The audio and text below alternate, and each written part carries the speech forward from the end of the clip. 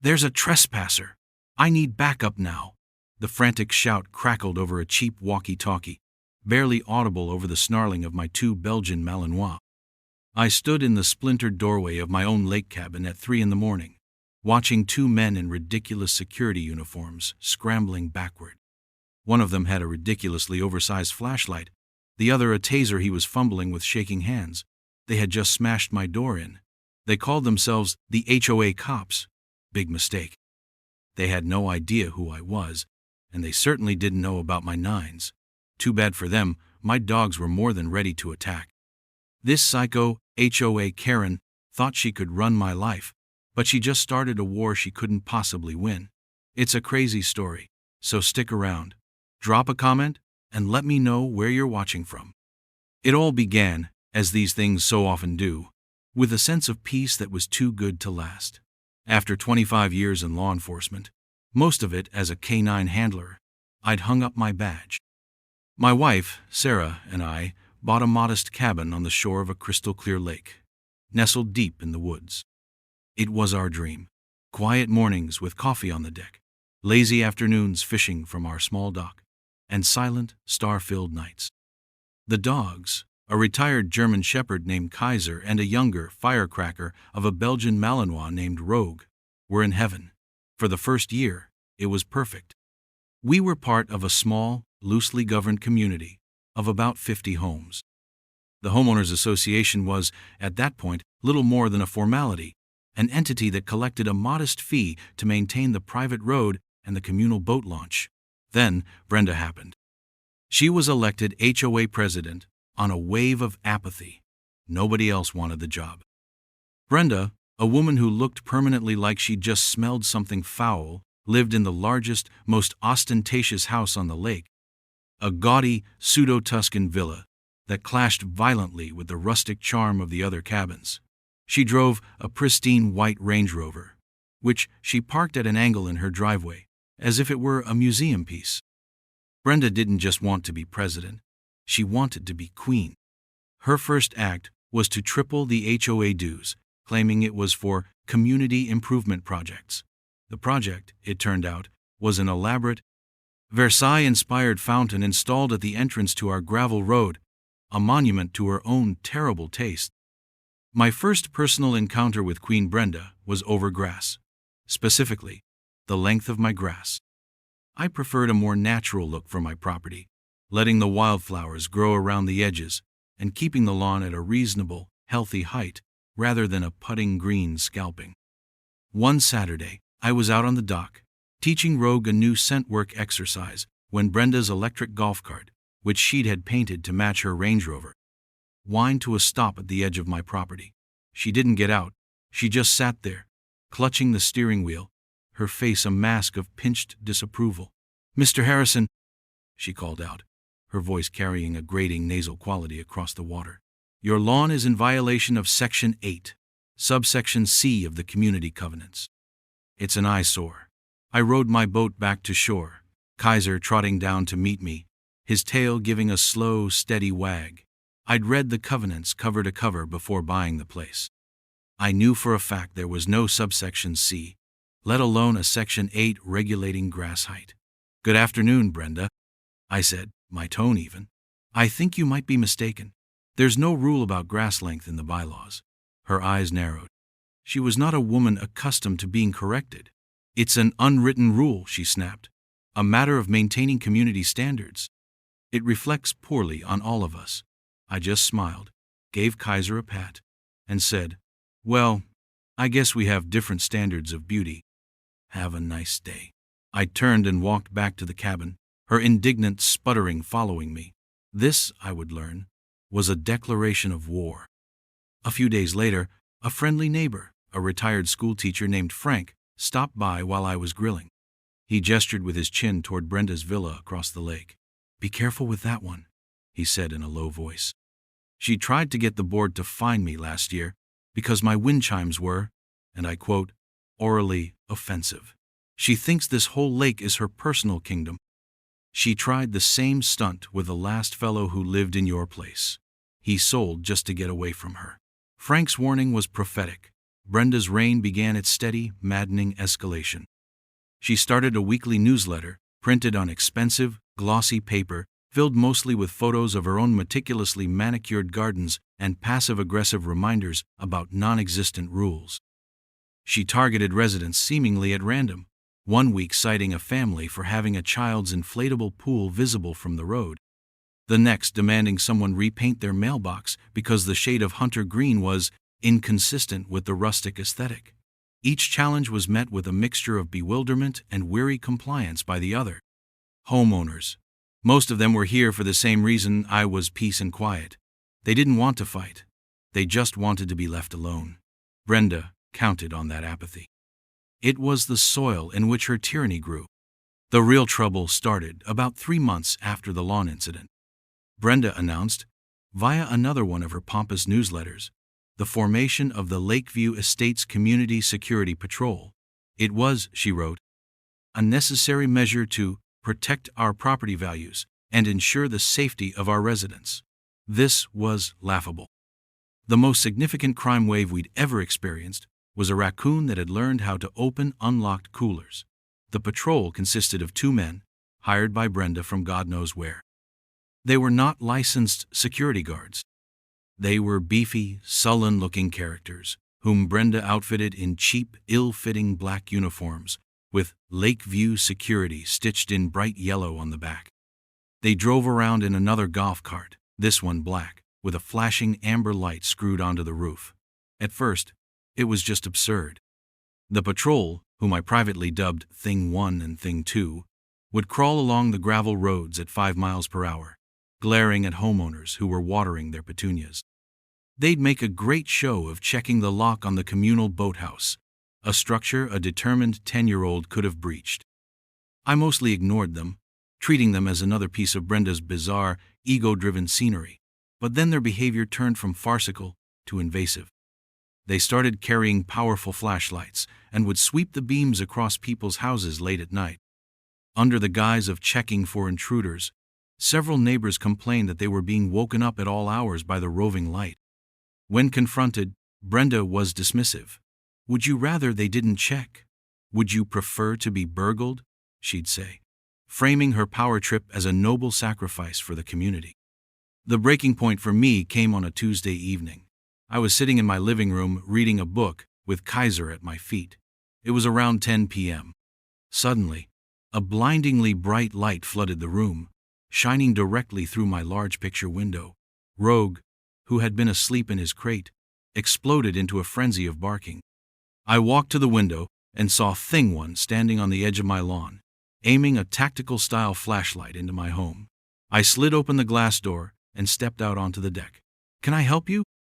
I called out, my voice tight. Thing 1 lowered the beam slightly, so it was hitting my chest. "Just doing our rounds," he grunted.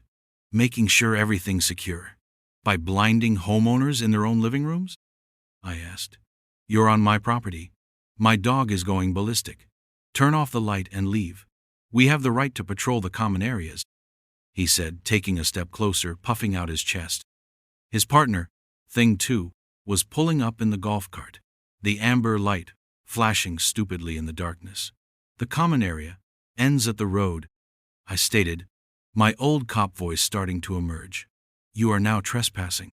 I'm telling you politely one more time, get off my land." From inside, Rogue's barking was now mixed with a low, serious growl that vibrated through the floorboards. Thing 1 hesitated. He clearly wasn't used to being challenged. He looked back at his partner, who just shrugged. He finally lowered the flashlight completely and backed away, muttering something under his breath.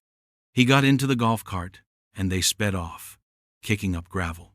The next morning, there was a notice stuck to my door, a formal warning for interfering with HOA security personnel, and another, brand new violation for unauthorized pets.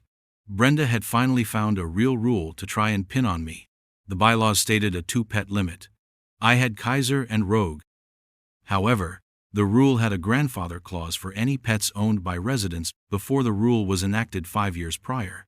Kaiser had been with me for 7. The second pet, Rogue, I had acquired after moving in. Technically, I was in violation, but only because she had now forced the issue out of pure spite. It was clear this was no longer about grass or flashlights. It was a targeted campaign of harassment. And I knew then that I had to stop treating it like a neighborhood squabble and start treating it like what it was, a strategic operation. My first step was documentation. I started a detailed log of every incident, every encounter, with dates, times, and descriptions. I bought a small, high-quality body camera. My next step was to talk to Frank, the retired teacher. He confirmed my suspicions. Brenda ruled the HOA board through a combination of bullying and manipulation. The other two board members were a meek, elderly woman named Doris, who agreed with everything Brenda said, and a weekend-only resident who was rarely present and voted by proxy, which Brenda controlled.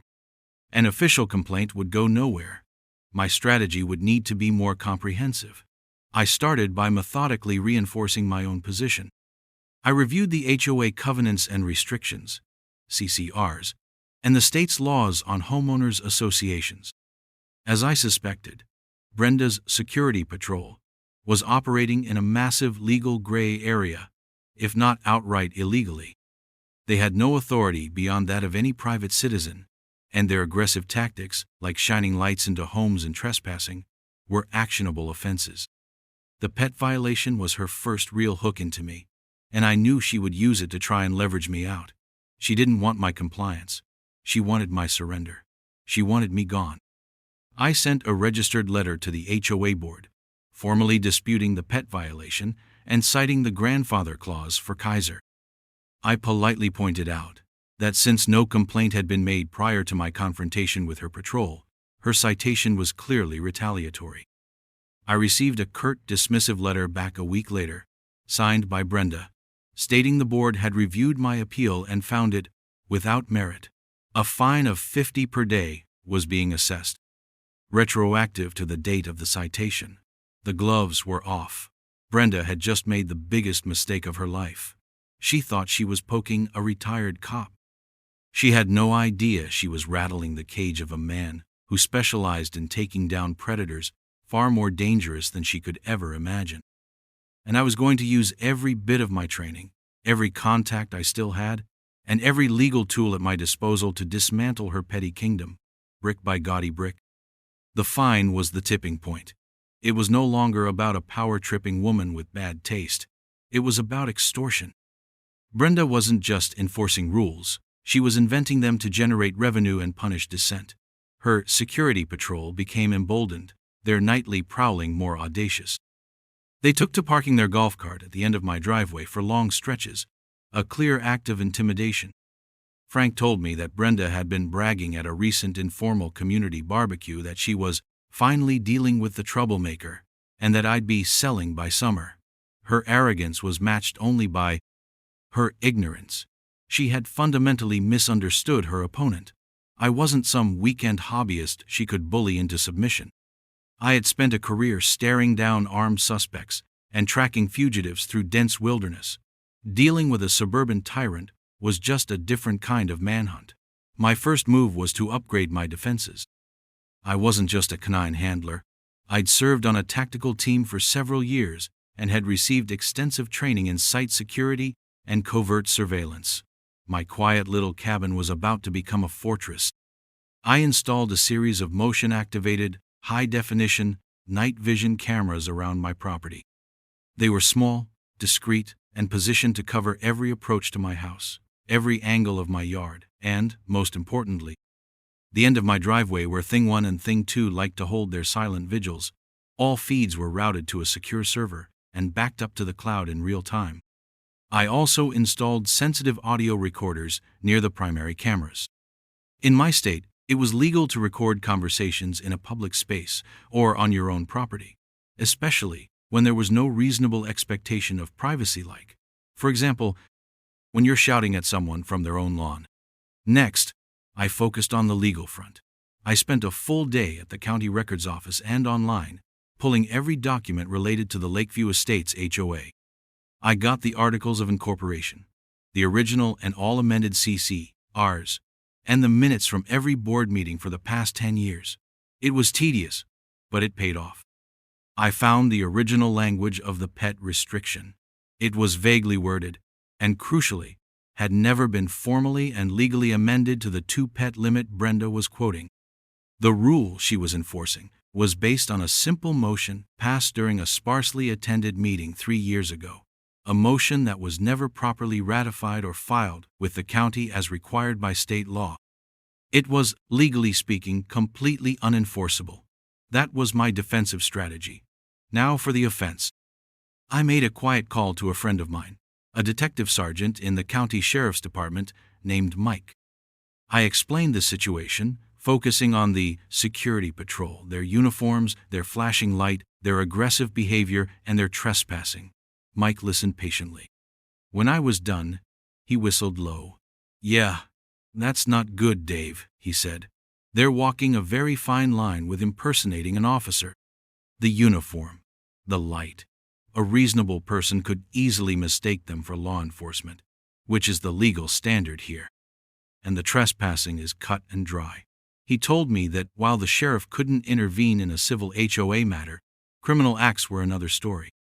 "Get me clear video evidence of them on your property after being warned to leave, or better yet, attempting to enforce some kind of authority, and we can definitely do something about that. Let Brenda's little heroes explain their actions to a judge." I had my mission. I now had the means to collect the evidence and the legal path to use it. All I had to do was wait for Brenda and her goons to give me the opportunity. It didn't take long. 2 nights later, around 11 p.m., my system alerted me to motion at the end of the driveway. It was the security golf cart. They sat there for about 20 minutes, their headlights pointed at my house. This time, I didn't go out. I just sat at my desk, watching them on my monitor in crystal clear HD. I could hear their conversation, tinny but clear, through the audio recorder. "She said to just wait him out," Thing 1 said. "Sooner or later he's got to take the dogs out." "This is stupid," Thing 2 grumbled. "It's cold. What are we even supposed to do?" "Just watch him. Log his activity.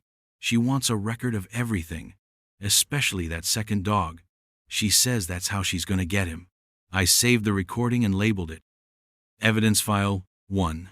The next afternoon, Brenda herself escalated things. She pulled her Range Rover to a halt in front of my house while I was loading some old lumber into my truck bed. She rolled down her window, sunglasses perched on her head like a tiara.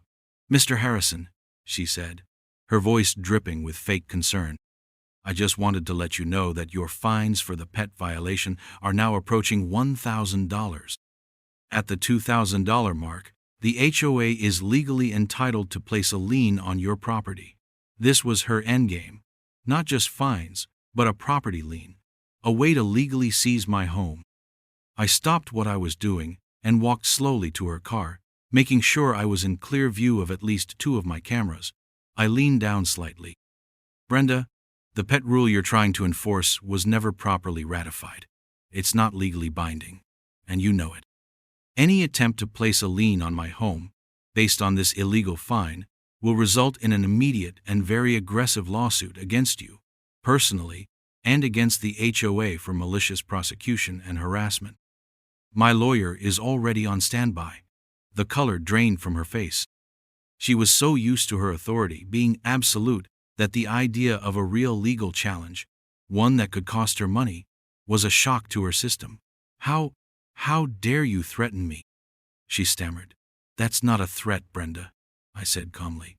"It's a promise. You have my formal dispute letter. You chose to ignore it. Every action you take from this point forward is being logged, recorded, and documented. Now, if you'll excuse me, I have work to do." I turned my back on her and went back to my truck. I heard the squeal of her tires as she peeled away, her pristine white SUV kicking up a cloud of dust on the gravel road. I knew my words would infuriate her. I knew she wasn't the type to back down. She would double down. Her ego wouldn't allow for a retreat. She would see my challenge as a declaration of total war, and she would respond with overwhelming and ultimately clumsy force. That night, I made sure all my camera batteries were fresh. I double-checked the door fortifications I'd quietly installed. Weeks earlier, heavy-duty strike plates and longer screws sunk deep into the door frame. I let Kaiser and Rogue out for their final patrol of the yard. They moved like silent shadows in the darkness, sniffing the air, completely at ease. I brought them inside, gave them their good-night treats, and headed to bed. I didn't know it would happen that very night, but I was prepared. I slept the sleep of a man who has set a perfect trap and is simply waiting for the prey to walk into it. The alert came not from my phone, but from the dogs. It was 3:17 a.m. Kaiser, sleeping at the foot of my bed, let out a low, guttural growl that was more of a vibration than a sound. Instantly, Rogue was on his feet, hackles raised, a series of sharp, percussive barks echoing through the small cabin. I was awake in a second, my old training kicking in. I swung my legs out of bed, my feet hitting the cold wood floor. Adrenaline, sharp and clean, flooded my system. I glanced at the monitor I'd placed on my nightstand. The screen showed two figures, clad in their absurd black uniforms, creeping across my front lawn. Thing 1 and Thing 2. One was carrying a crowbar. My heart hammered against my ribs, not with fear, but with a kind of grim, vindicated fury. This was it. This was the overreach I'd been waiting for. I muted the monitor sound and listened. I could hear their muffled voices through the wall. Then came a scraping sound at the front door, followed by a loud metallic thud as the crowbar was jammed into the doorframe. I moved silently to the bedroom door, signaling the dogs to stay. They obeyed instantly, but they were coiled springs, their eyes locked on me, waiting for the release command. Kaiser's lip was curled back, revealing a formidable set of teeth. Rogue was quivering with restrained energy, his entire being focused on the threat. "Put your shoulder into it!" A voice hissed from outside. Then came a loud crack as wood splintered, followed by a heavy slam as the door burst inward, stopped only by the security chain I'd installed. It snapped taut, the metal groaning in protest. Through the gap, I saw a flashlight beam slice through the darkness of my living room. "Oh, security!" One of them yelled, their voice cracking with a mixture of exertion and false authority. "We have reason to believe the owner is in violation of multiple covenants. We are conducting an inspection." It was the most idiotic, legally suicidal thing I had ever heard. They were announcing their own crime. My hand was already on my phone, dialing 911. I kept my voice low and steady as I spoke to the dispatcher. "This is David Harrison at 124 Shoreline Drive. I have a break-in in progress. 2 male subjects have just forced my front door. I am a retired law enforcement officer. I am armed and have 2 trained K-9s on site. The subjects are impersonating security. Please advise responding units." The dispatcher was professional and quick. "Units are en route, sir.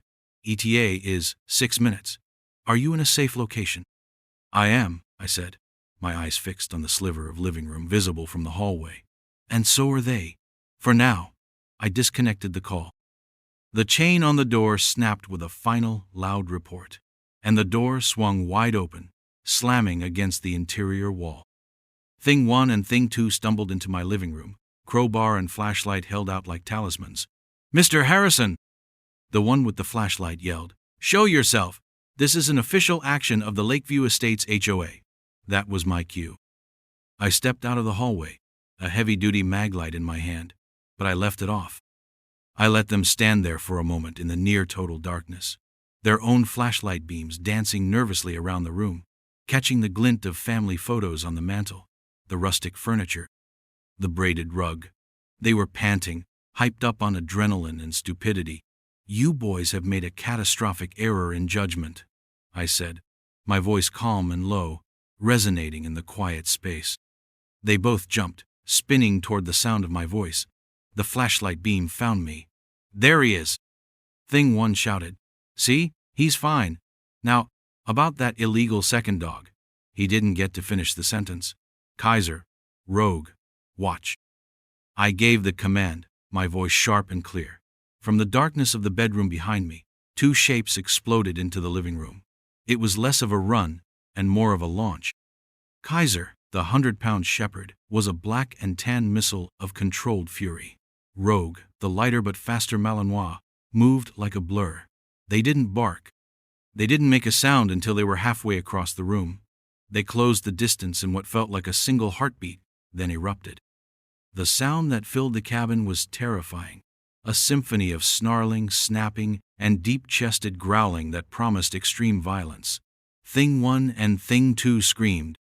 It was not a manly shout of anger, but a high-pitched shriek of pure, primal terror. The crowbar clattered to the floor. The oversized flashlight dropped and rolled across the rug, its beam spinning crazily, creating a strobe light effect that illuminated the chaotic scene. Kaiser had Thing 1 backed into a corner, his body lowered, his teeth inches from the man's leg. He wasn't biting. He didn't have to. The threat was more than enough. The man was flattened against the wall, his hands up by his head, whimpering. Rogue had Thing 2. The man had tripped backward over an ottoman and was scrambling away on his hands and feet like a crab, his eyes wide with panic. Rogue danced around him, feinting and snapping, a terrifying display of speed and aggression that kept the man completely off balance and immobilized. "Don't move," I ordered, my voice cutting through the noise. "If you move, they will bite. If you stand perfectly still, they will hold you. Your choice." They both froze, trembling. I could hear sirens in the distance, growing steadily louder. A beautiful, beautiful sound. "Now," I said, stepping fully into the light, "about that illegal second dog." Red and blue lights washed through the windows, painting the scene in frantic colors. As 2 uniformed sheriff's deputies came through my shattered doorway, guns drawn, they stopped dead in their tracks, taking in the tableau. Me, standing calmly in my pajamas. 2 terrified men, in ridiculous security outfits, being held at bay by 2 of the most magnificent, intimidating dogs they'd ever seen, and a crowbar lying innocently on the floor. I raised my hands slowly. "I'm David Harrison," I said. "I'm the homeowner. I'm the one who called." As the deputies began to process the scene, another vehicle screeched to a halt outside. A car door slammed, and a moment later, Brenda appeared in the doorway, a silk bathrobe thrown hastily over her pajamas. Her face was a storm of fury and confusion. "What is the meaning of this?" she shrieked, looking at the deputies. "Arrest him! He assaulted my security team." The lead deputy, a young man with a sergeant's stripes, just looked at her, then at the crowbar, then at my splintered doorframe. "Ma'am," he said, his voice flat, "I think you have it backward." Her mouth opened and closed like a fish. She stared at me, then at my dogs, who were still holding their targets perfectly. The look on her face when she finally, truly understood how badly she had miscalculated was more satisfying than $1,000 steak dinner. It was the look of a queen realizing her castle was made of sand, and the tide was coming in. The immediate aftermath was pure, unadulterated chaos, and for me it was glorious.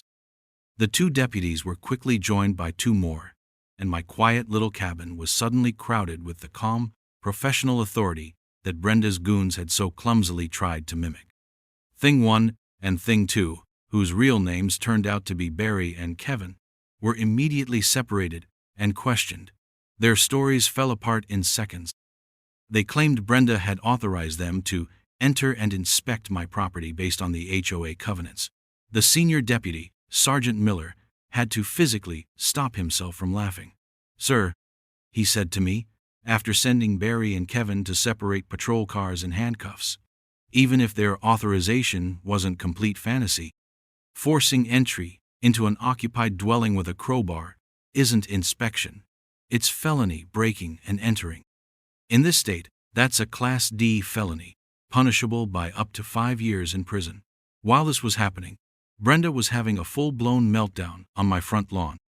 She shrieked at the deputies, threatened to call their supervisor, the sheriff, the governor. She insisted this was all an HOA internal matter, and that they had no jurisdiction. Her voice got progressively higher and more shrill as it dawned on her that no one was listening. The deputies completely ignored her, treating her like a noisy piece of background scenery. Finally, Sergeant Miller walked over to her. "Ma'am, for your own good, I'd advise you to return to your home." We are conducting a criminal investigation. If you continue to interfere, you will be charged with obstruction of justice." Brenda stared at him, aghast. "You can't talk to me like that. I am the president of the Lakeview Estates Homeowners Association." Miller didn't even blink. "Ma'am, right now, that means about as much to me as being president of the local garden club. This is a crime scene." He then turned and walked away, leaving her sputtering in the flashing red and blue lights. It was a masterpiece of understated dismissal. She eventually retreated into her Range Rover, parked haphazardly nearby, and just sat there, watching, her face illuminated by her phone's screen as she presumably tried to find someone, anyone, who could fix the mess she'd created. Once Barry and Kevin were secured, I invited Sergeant Miller inside and offered him a cup of coffee. I walked him through everything, from the initial harassment to the escalating fines to my documented warnings. Then, I played him the main event. I queued up the surveillance footage on my laptop. We watched in stunning high-definition night vision as Barry and Kevin crept onto my property. We listened to the crystal-clear audio of them discussing their plan to force entry. We saw the crowbar, the splintering wood, and heard their ridiculous declaration of HOA security as they broke in. It was an open-and-shut case, gift-wrapped with a bow. Miller watched the entire thing, his expression growing more and more grim. "Mr. Harrison," he said when it was over, "this is some of the best civilian evidence I've ever seen. This is airtight." I then showed him the folder containing my other evidence, the logs of harassment, the illegally levied fines, the unenforceable pet rule, the recordings of them trespassing on previous nights, the copy of my registered letter to the board. His eyes widened.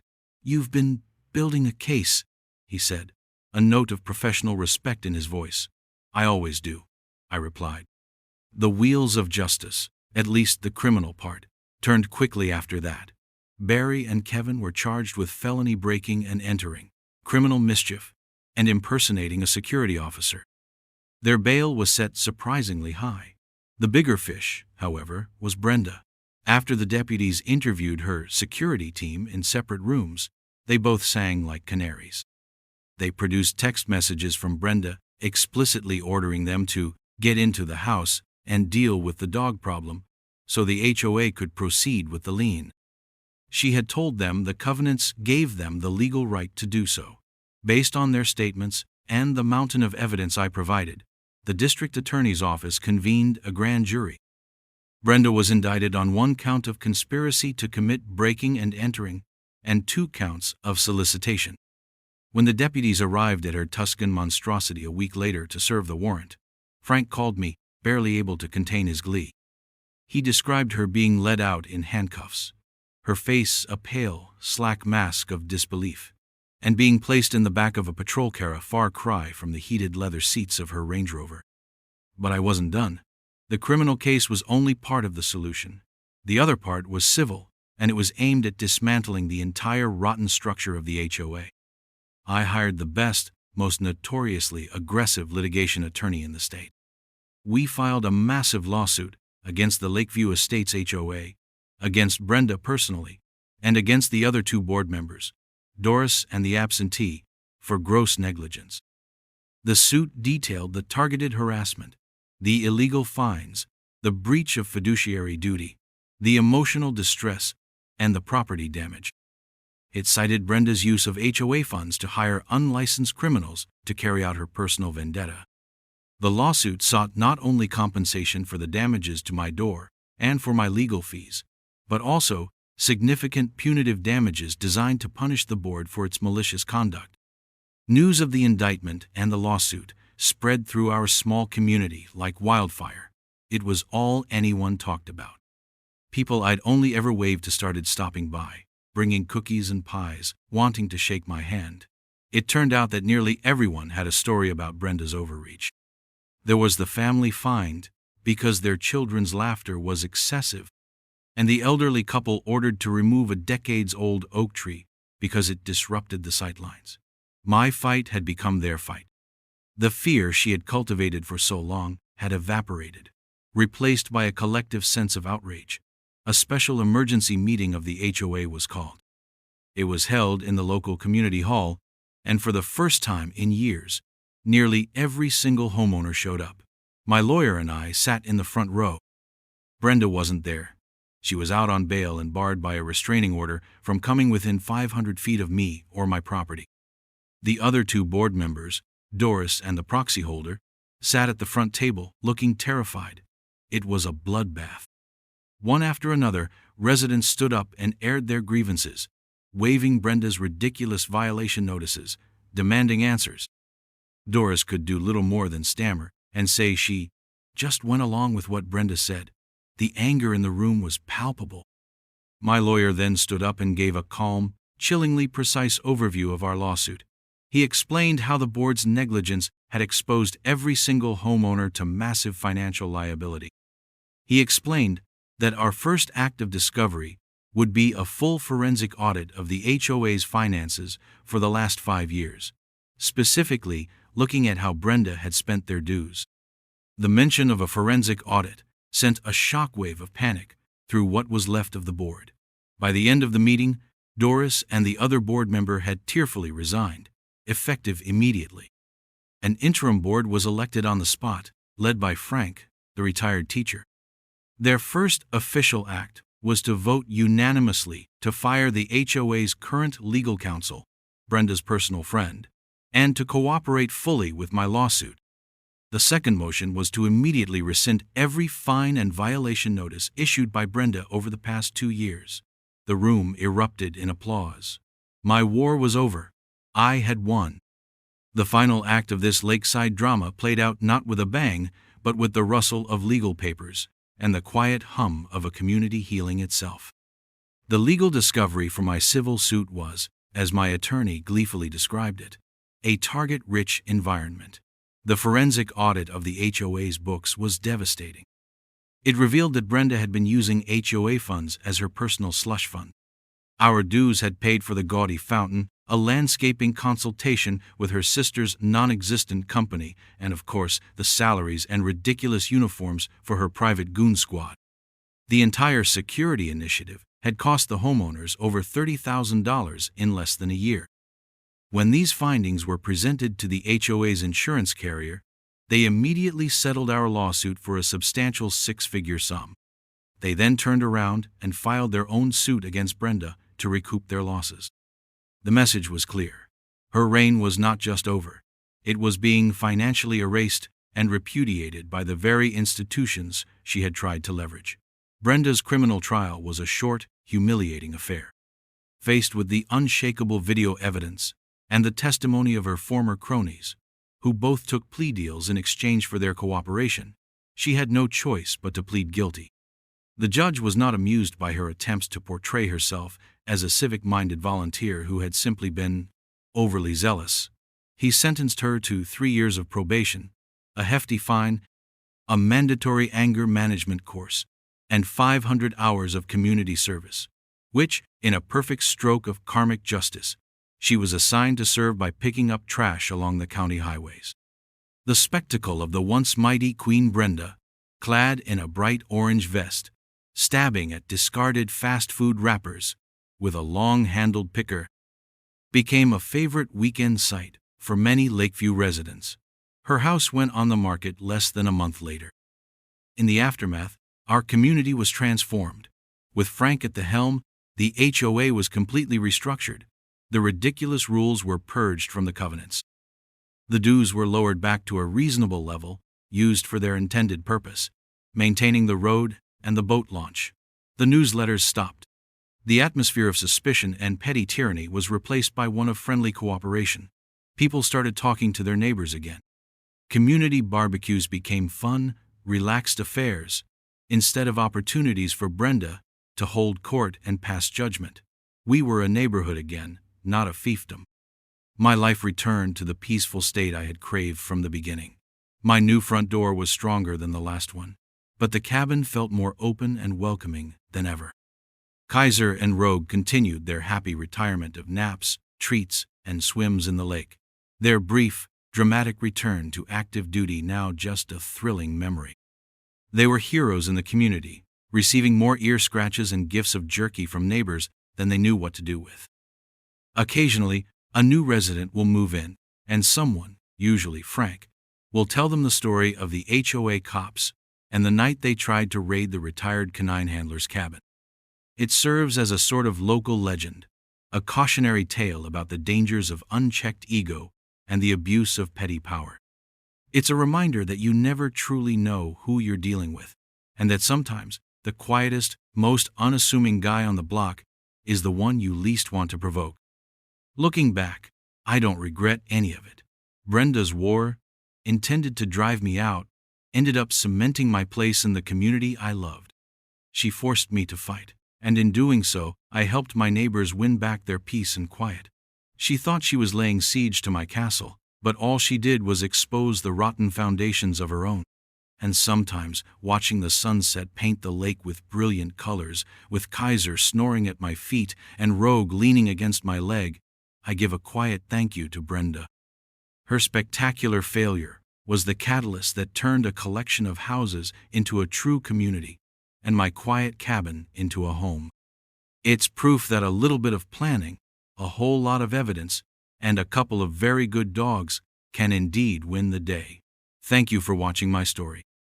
If you've made it this far, hit that subscribe button, because you never know when another HOA Karen will declare war.